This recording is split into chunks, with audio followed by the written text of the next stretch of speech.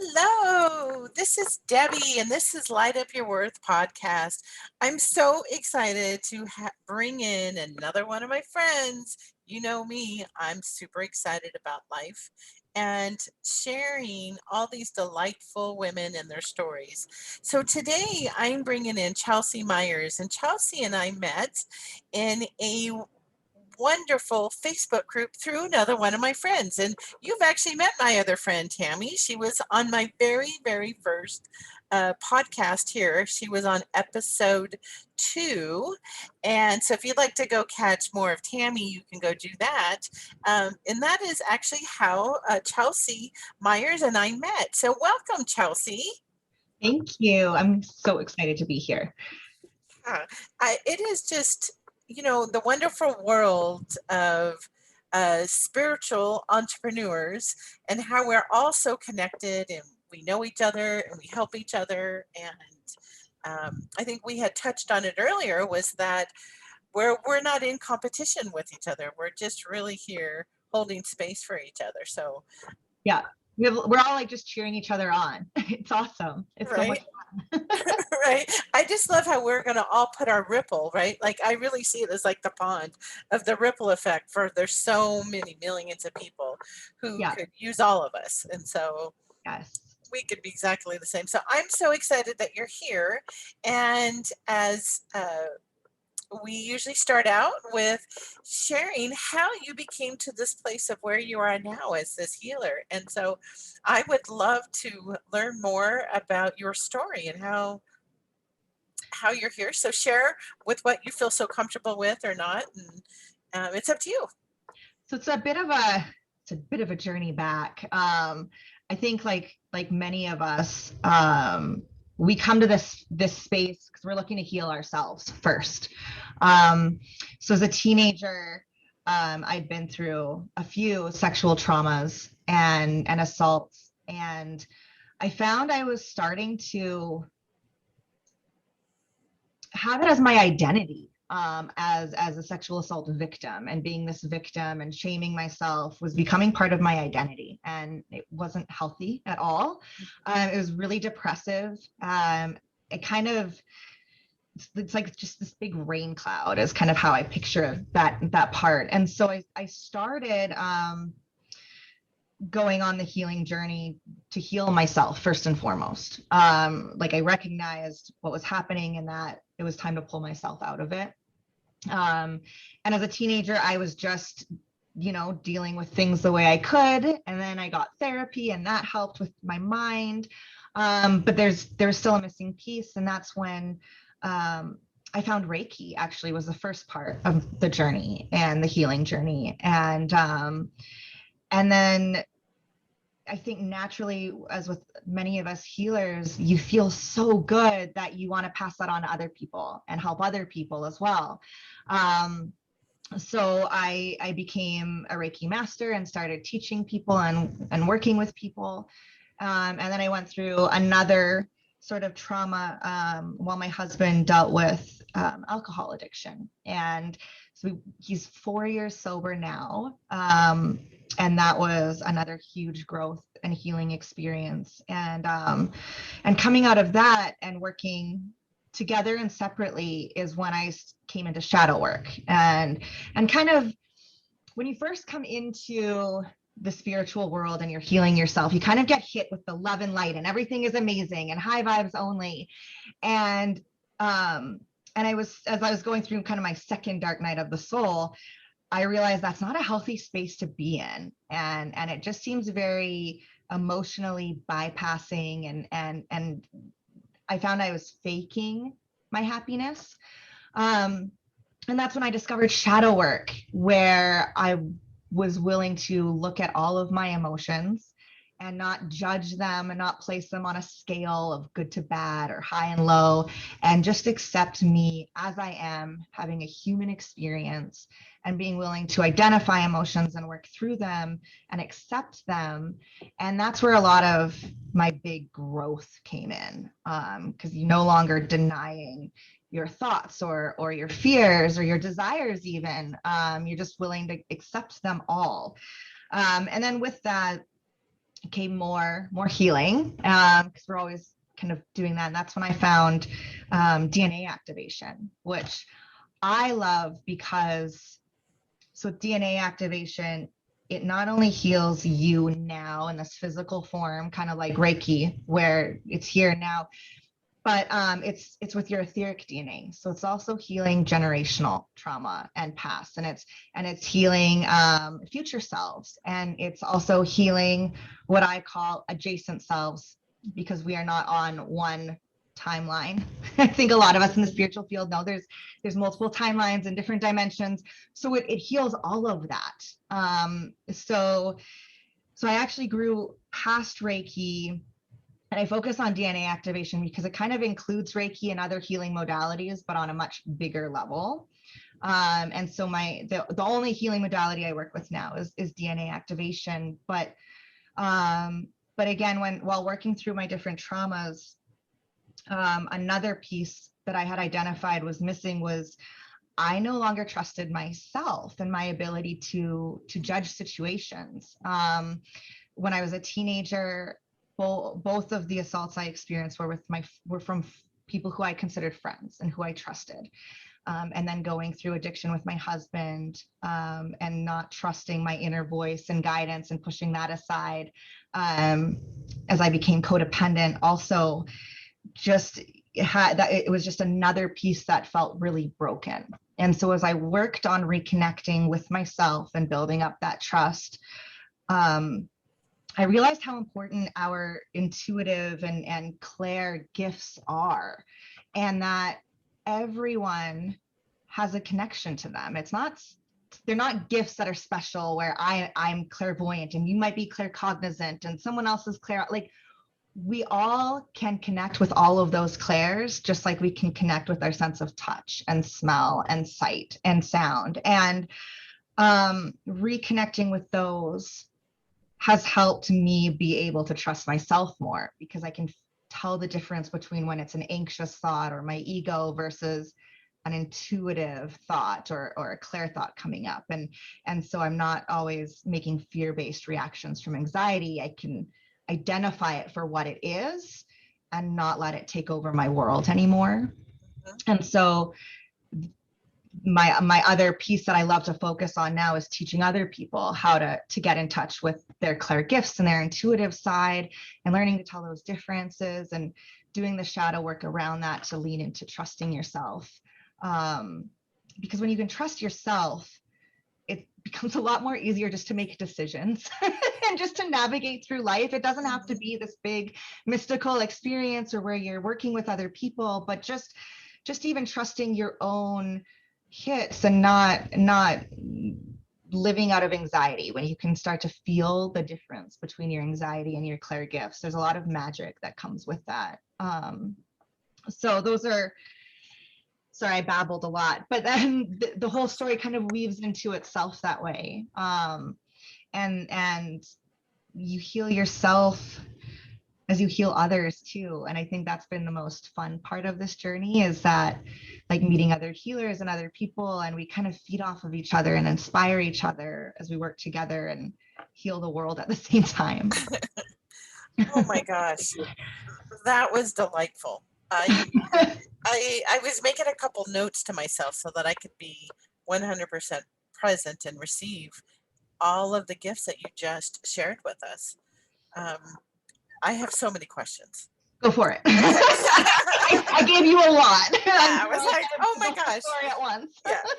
So one of the things I wanted to touch with when you were talking about the whole DNA activation. So I'm a sacred soul, an advanced sacred soul alignment practitioner. So we have a lot of commonalities with the whole generational clearing of this timeline and going beyond, right? So we can actually change it in our DNA so it doesn't get passed down.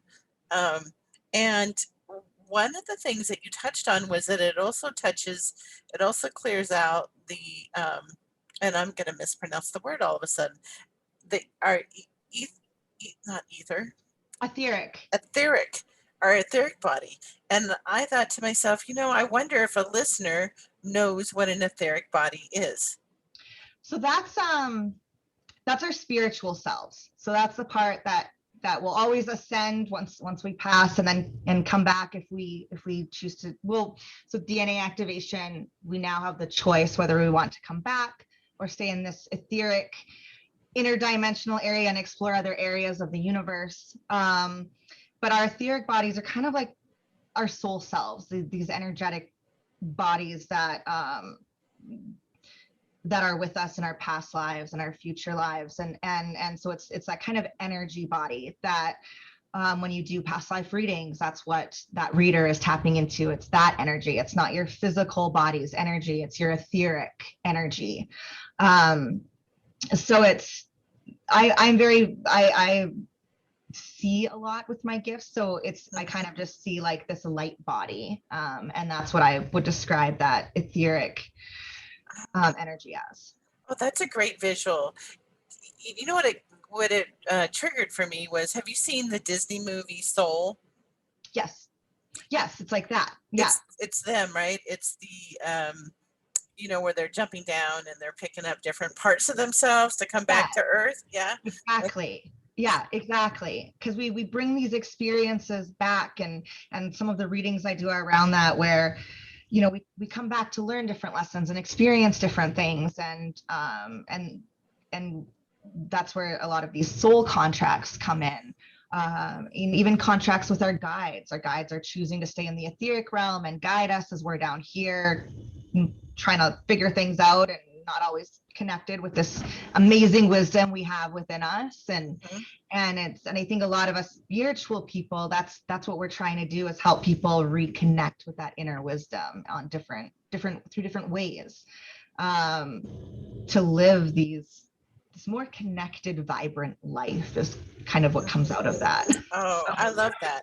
I love your explanation of it too. I think it gives a really good visual for somebody who maybe hasn't heard of that, or maybe they heard about it but they didn't want to ask. Yeah. There's a lot that can come up when you're in this space that's like, what is this?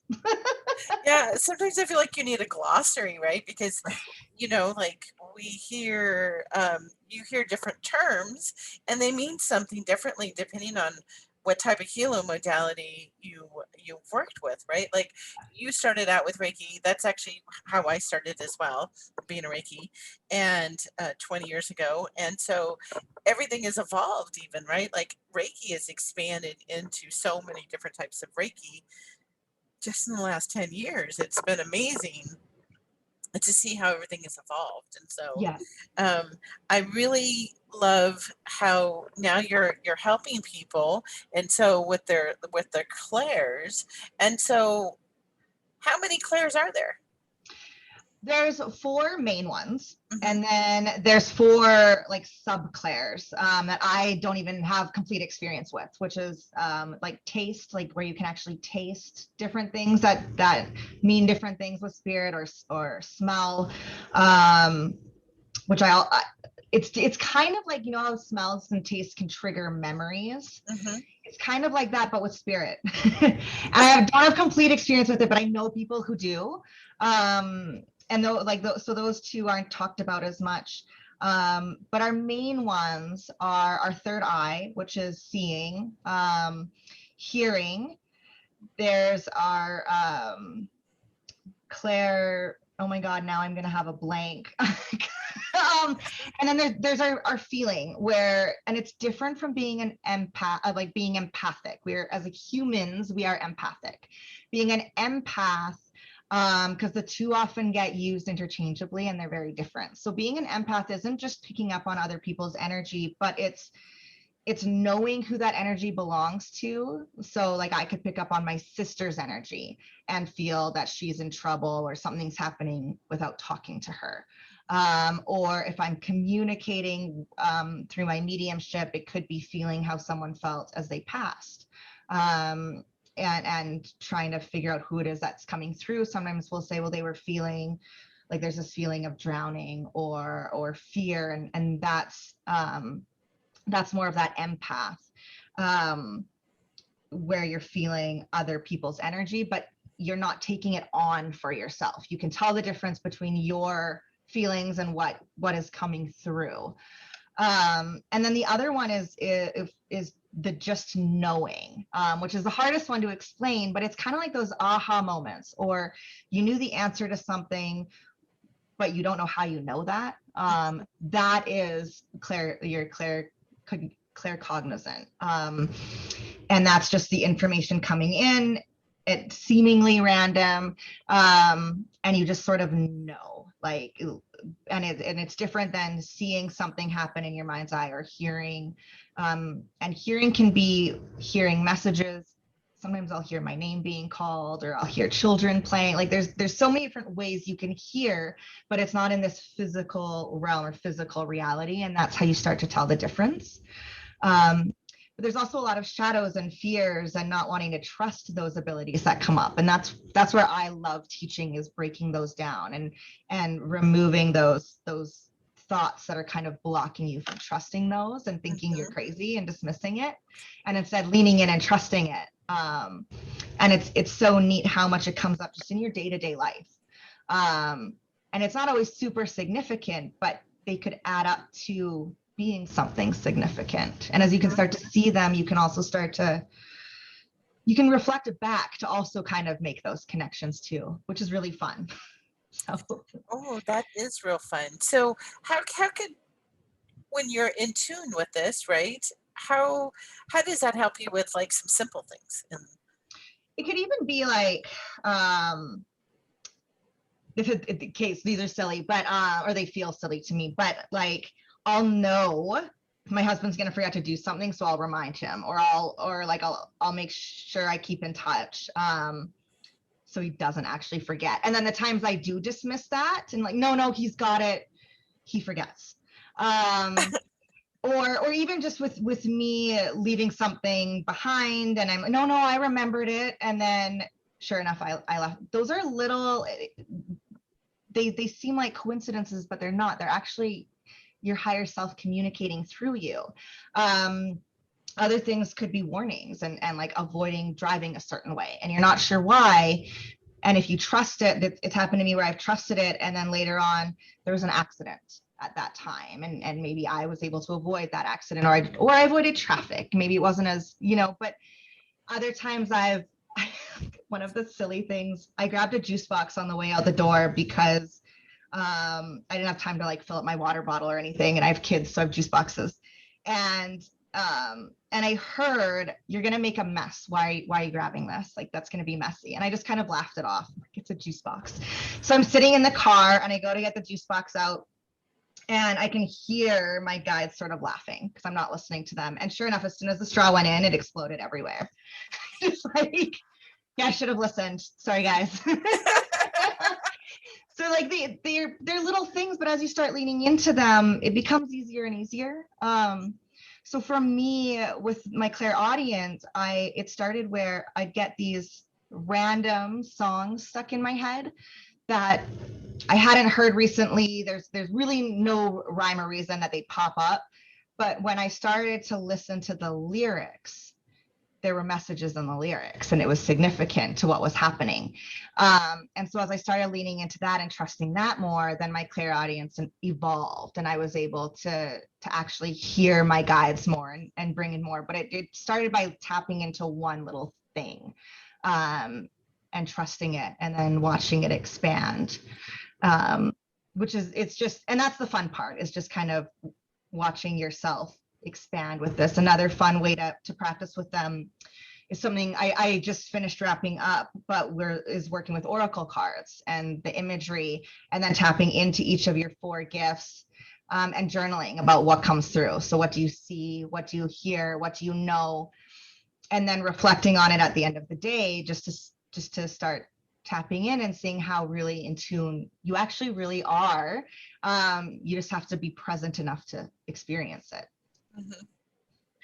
So that's a wonderful exercise. I'll have to try that because I work with oracle cards. I'm drawn to fairies and unicorns for my cards. Nice. And in fact, I do it once a week in my group. And so it's surprisingly, but not surprisingly, how the messages come through, and they're like, oh my gosh, this is exactly what I needed to hear. And I'm like, well, it's not me, right? Yeah, It's exactly. it's you're connected in with it. It's Yeah, just your message. I just asked for it to come through for you. exactly. Yeah, Uh, exactly. so powerful. I love how you talk about the music because if I'm contemplating something big or small, I drive. I think in the shower. I think driving is a really big thing. So I like road trips, and I just think they're incredible. And I will ask for a song. Like if I'm looking for a message, and it's like, okay, when I'm out here, will you send me something through music? And so I get that, but I had never really connected with somebody who also has receives, their little downloads or their little, hey, no, Yeah, listen yeah, to a the lot words to this of song people, that you've been singing for 30 years or right? a Yeah, month. a lot of people, once I bring that up, they'll do some self-reflecting and they recognize it too. Like so spirit and guides, they'll try to connect with us in different ways. Sometimes it's just numbers, right? As symbols. Numbers don't necessarily mean anything. They're just trying to get our attention. And it's another way of communicating. And then and it's a simpler way and it's less invasive than like hearing a random voice where you're going to think you're crazy. So it's an easy way to and sometimes people never go beyond the music, and that's okay. But even being able to recognize that is a gift in itself. And I've never asked to be communicated with through music, but I imagine that would be even more powerful because you're opening up and giving permission. And when you open up and give permission to your guides, they will start to speak a lot louder because they do Yeah. respect boundaries, and consent is huge even in the spirit world. So as much as they might be trying to send you signs and symbols, unless it's really important, they're not just going to like slap you in the face with their message. They're trying to kind of ease you in and be respectful. But I find the universe will kind of slap us when we really need it to. but Mhm. but when you start to welcome that in, and that's something else we go through in the course, is the boundaries, because you don't want to welcome it in and just open the floodgates, because that can be really overwhelming. I have boundaries with my guides and mediums. We've talked about this before, where I don't want to know if someone's going to die or about illnesses. I typically I can tell when people are going to be pregnant. Those aren't things I tell others, and I don't really want to know about it because it seems invasive and personal. But you can have these boundaries with your spirit side as well. It's just like in our relationships, it's another relationship where communication and boundaries are needed. So but it's so cool when you do allow that to open up. There's just so much magic, and you're forced to be more present in your life too, which is just a gift in itself as well. Mhm. So Right? It's so hard, or not hard. I want to cancel that universe, those words, but it really gives way to how much we do on autopilot. Once you start being really conscious about like the words I was just saying, putting out, that's not what my intention was, right? But it goes back to some of those old programmings that yeah, you talk about too with our DNA, where we use these words so frequently that people, including myself, I have to consciously think about uh, what words I'm using at times. And when I start going into that autopilot, you lose contact with what's actually right there in front of you. yeah. I I love that you are helping people connect it with really practical ways. Like that is because I'm sure there's somebody out there listening, right? Who's like, well, why would I want that? Why would I want to be aware? I And mean, why? I don't know. I don't know even how to answer that, because like I see it as like, why wouldn't you? Like, why wouldn't you mhm, want to open yourself up to even more beauty and experience in the world? Like, if you if you were blind and you couldn't see, and you were given the opportunity to see and have access to that sense, wouldn't you want to? Wouldn't you want to see it? And these are just other senses that we can open up and have access to. mhm, Um, I don't mean to sound ableist in any way or demeaning anyone who is blind, but there are other senses we can use to enhance. And so when you have access to them, why not utilize it, because there's so much beauty. And when you look at how much, like when you look at what we can see and hear, they're only little bits of a giant spectrum, right? So just because we can't see it or hear it doesn't mean it doesn't exist. We just, like, dogs can hear more than we do. There's other animals that can see more than we do. So when you open up these gifts, you're expanding that spectrum just a bit more, and you're just able to take in more. That's all it is. Yeah, I love that. And I was thinking of as you were speaking, I was thinking of the analogy of when TVs, maybe because I just saw something on the History Channel about the invention of the TV with RCA. But so where they had the black and white TV, right? When the man first went on the moon, that TV. And then we went to color TV. And people are like, how did we live without this? And now look at like our and then we had the big consoles, and Yeah. then we had the big, huge projection TVs that were so popular. And then we move in now to the flat screens and the pictures on these. And 3D too, like it's more, even more 3D. immersive. And Yeah, yeah, just amazing. I think I was thinking about that, like um, when you're able to see the world in that different vision, how much more brighter it is, more shiny, and more depth to it. I yeah. think for myself, I have found that too. So hopefully there's somebody out there who's like, oh, maybe I will learn. I want to learn a little bit more and about that and about myself and how it can really enhance my life, my whole Another experience. Mhm. another thing, I just kind of was told to mention this, was it's also really supportive when you're going through some dark times, because as part of the human experience, we aren't always happy. Like, we're going to experience some darkness and bouts where we feel really depressed and down. And when you feel more connected to spirit and your higher self, and what I call your spirit squad, which is just like your constant support team, and they're always around you and they're always cheering you on. But when you can call them in at the drop of a dime, and you can hear them and feel them and connect with them, you feel a lot less alone, and it's really supportive. And there's times where I want to be by myself, but I'll call them in just to feel that support without needing someone physically there. And I find it easier to ground myself, to work through what I'm feeling, to see things like with more clarity, and just feel really supported, and empowered. Empowered is another word I'm hearing too. But I know there's someone who needs to hear this message, that knows it's really important that you're never actually alone.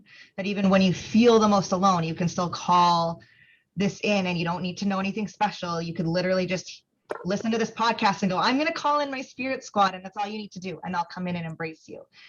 You don't need special training. But I just think it's important that everyone knows that, just as long as you want your guides and angels to come in, call them in, and you aren't truly ever alone. And I think that's important for people to know.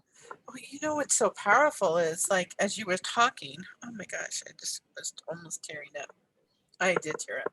You can't see it in the podcast. As you were saying that, when you were getting the message, that you need to share this, was that I just got that the reconnection with my papa and my stepdad, and they're like, we're right here. Yeah.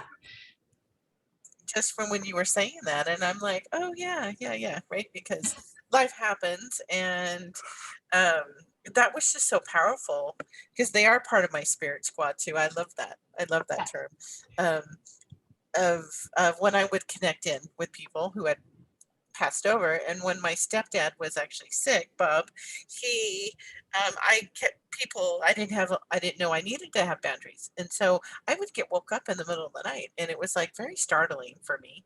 And so finally I got the message of like, well, just call him over, like, just tell him to come help you, right? Like, help, I want to say be a guards keeper, but something like a guards keeper, right? And I told him, can't bother me when I'm trying to sleep. Yeah. Like, you're freaking me out. Don't, right? I don't want to get startled up out of a sleep. Right. Which, I'll be sitting trying to watch TV with my husband, and all of a sudden I'll be like, not now.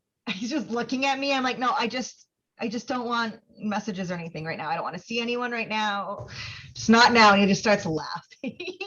Like, okay, that's fine. Yeah, like not I'm really into this movie. Come on. Yeah, not now is not the time. I'm not contacting when I'm not asking for help. Like we're good. Enjoy the movie. You probably haven't seen this one yet. You Yeah. know? Oh my gosh, I love that. So now you were talking about how you help people connect in with learning about all their clairs, and they can do all this practice and stuff too. So what do you have for people to be able to connect with you, or some upcoming programs? Did you want to share more about this program, or?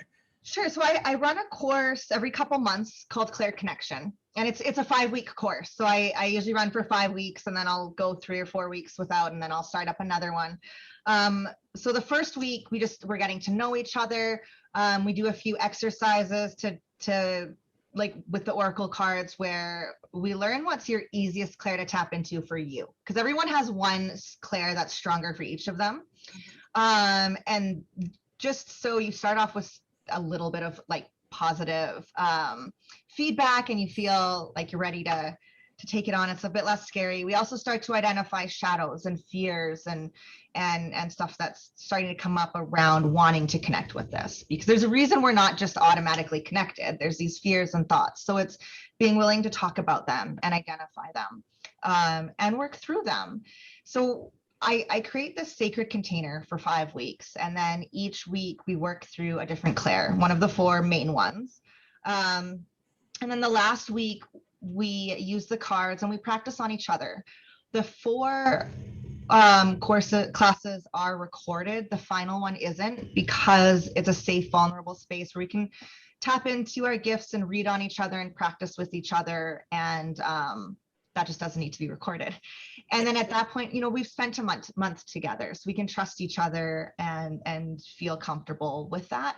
It's not a test, but then we can help each other. And I think positive feedback and just being told by other people that you're doing the right thing, like that you're tapping in and you're getting this feedback, I think is really important, just for a bit of an ego stroke, if you will. Like, just, it's good to feel to have that. It feels good, even for me, when I'm doing readings, when people are like, oh my God, because it feels really good just to know, like, yes, I'm hitting it. I've got this. I'm tapping into this. That feedback's important. So I include that with my course as well. Also with my courses, I offer a discount on DNA activation, or if you get DNA activation first, I offer a discount on the upcoming course. It's the same dollar amount off of the service, so you're saving the same amount of money either way. And because with DNA activation, there's 2 activations. So I'll go in and activate strands 1 through 24 first, and then strands 25 through 48. And then after that, you'll essentially keep activating on your own if there's a need to. Once your DNA is activated, it's activated. You don't have to go back. And that's why I like it better than Reiki, because with Reiki, you have to keep going back and you keep getting the work. With DNA activation, once it's activated, it's activated. You're connected to the Mary Magdalene lineage, and you're very deeply connected with the heart center of the earth. But you also have your clair gifts activated. So I go through each of them and activate them. And so it's just, I open the doors for you to make it easier. So they go hand in hand. And that's why I'll feed into each other so well. And if you want to enhance those gifts, the DNA activation is just going to kind of supercharge it. And I view my clair gifts as my superpower. And so I just want to help other people connect as deeply as they want to connect. And so I have those working together. And then in my Facebook group and on my, I promote it on my page as well. I'll do connecting through the cards, where I do the 2-week program where every day you'll draw a card, you connect with each of the clairs through the journal prompts I provide. And then you reflect on it that day. We just wrapped that up, but it was such a powerful practice to start. And it's another way to start connecting with your clairs.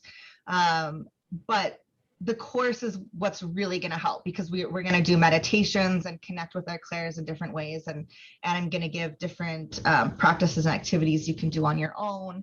There's journaling. There's just a lot more involved in the course that you can also take with you afterwards. And then I always make sure I'm available to people who work with me, so they can always ask questions. If they're not comfortable in a group setting, they can always ask one-on-one as well. And I just always want people to feel safe with me. So I always make sure I have boundaries, but I'm available one-on-one as well, always, just to help, so no one feels left behind. Oh, I love that. You know, one of the things that I think, and I'm not sure if it always comes through when people are listening to the podcast or they watch us on YouTube, but um, you just have this really strong, um, I wouldn't say it's confident, but it's this presence that you have. It's, you know, in before I was knee deep in this, you know, you meet somebody, you're like, oh, you have like an old soul. Like you have a lot of wisdom and how you carry yourself, but it's this warmth that is just so inviting to be able to connect in with you. And I'm always hoping that people can sense the energy that has come through as we talk, because you're just kind of radiating it, right? Like literally, like if they can see you on YouTube, I know on the podcast they can't really see it, but your hair is literally glowing, right? And it's so gorgeous, right? But it's almost like almost like an angelica aura with your colors coming through. So It's funny, I'm trying to find the quote. So I just had a reading done, and she did this it's this beautiful mediumship where she also does artwork as well. So she like connects with your soul self, and then you get this picture, and it's actually gonna be an oracle deck. But in the reading around me and my energy, she wrote, "She is a beacon of light for others when they are experiencing darkness. They can seek shelter and feel safe in her presence." And I love, like, that's what you're picking up on too. And I just love that that's what I strive to be, is like that light for others, and for people to feel safe and empowered. And I'm a no bullshit person. I'll hold people, I'll show them their shadows, but I do it with a lot of warmth and compassion. And so people can still feel safe while going through that, like while going through the hard times as well, you know, like you need a safe space. And I always tell people, like, I will walk with you on the journey. I'm not going to do the work for you, but I will walk with you to help support you, because you never have to do this alone. And I think feeling alone can be a really scary thing to feel, and I don't want people to feel that way. oh, I agree. It's I have a membership that's spiritual based where people learn and they meet different practitioners, and part of it was that not feeling alone, right? That you feel Yeah. connected, that it's a safe place to go and explore and, you know, figure out which of the modalities really is calling to you, right? Or how you're going to take a few of them and combine it to be you. Yeah. And And there's so much mhm, to explore and learn. And I think when we're on these journeys, we're also seeking community. And so these spaces like what you have are so important for those connections too, and to feel like, oh, there's other people who are seeing this and feeling this too. right. I'm not alone. I think community and groups are so important for the healing process, and empowerment and growth. We need those spaces.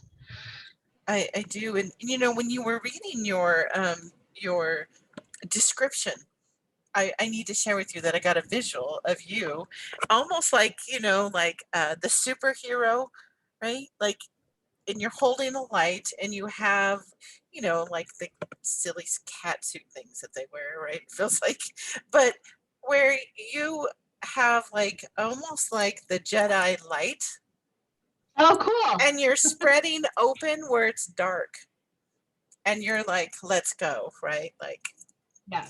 And you Yes. said some other words, but they're cussing. You're like, let's Yeah. go, bitches. Like, come on. Yeah. you know, That's me. That would be me. so sometimes I have to remember, because actually I receive, people are always how we communicate is different, right? And so, but that's actually what I saw, and so I can see you helping people walk through the shadows, like literally physically see you do that. Yeah. And and with your hair glowing and your just your radiant um, soul that's shining through. I can see you literally doing that. And so it's been such a pleasure, you know, for us to spend all this time together and, where you get to share and inspire people who are maybe trying to figure out, is their story becoming their identity? And maybe that's not who they don't want to be that. They don't want to be known for that. And, Yeah. for themselves, we can all get stuck in any type of rut or challenges of life. And, you have the light there, right? Like, Yeah. let's go towards the light. And We get to choose our identity ultimately. Like it comes down to a choice. And I think people forget that and they get stuck in these like pigeonholes of mom, wife, sister, but we actually get to choose those. For me, victim was one of them.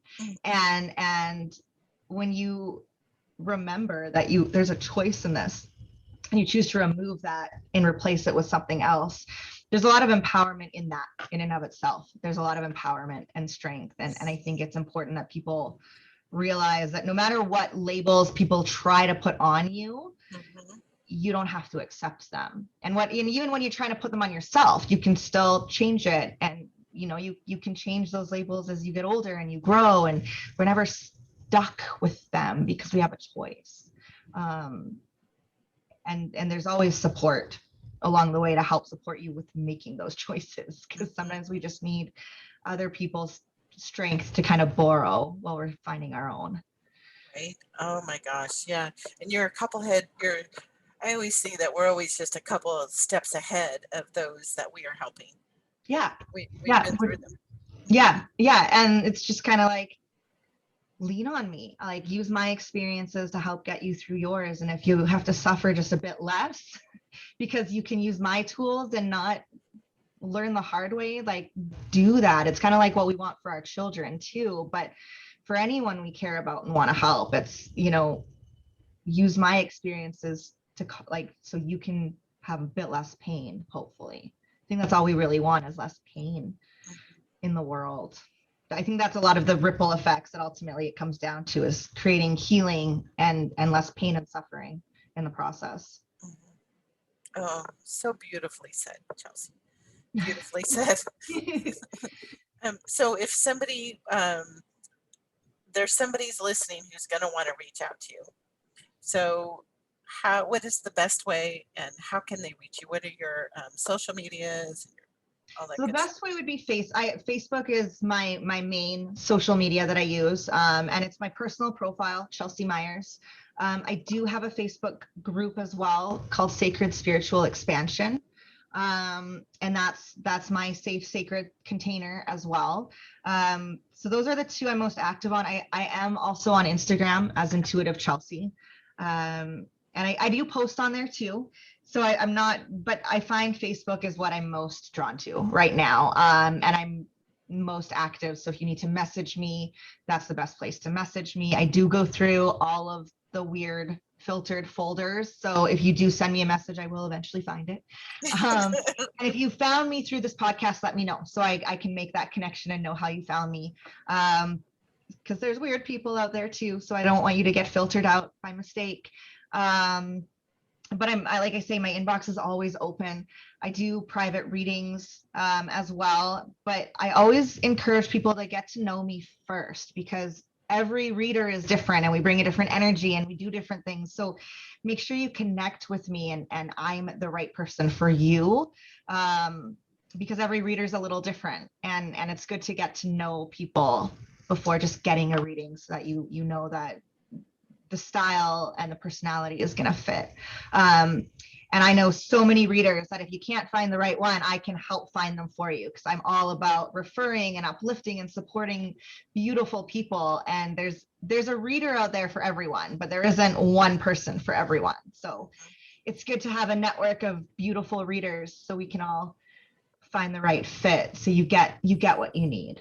Right. And you're going to connect me with more people that I'm going to want to connect in and help bring on too, right? Is Yes. we want to make these ripples bigger. I already shared your link with people. I'm so you're going to love her. You have to record with her too. And so it's fun. It's fun. Yeah, it is. It is. Oh my goodness. Thank you so much for honoring me with your time and your presence and just sharing so much of your knowledge with everybody, myself. And it's just such an honor. So thank you, Chelsea. Thank you. Thank you for having me. I really appreciate it. I've loved it. Thanks.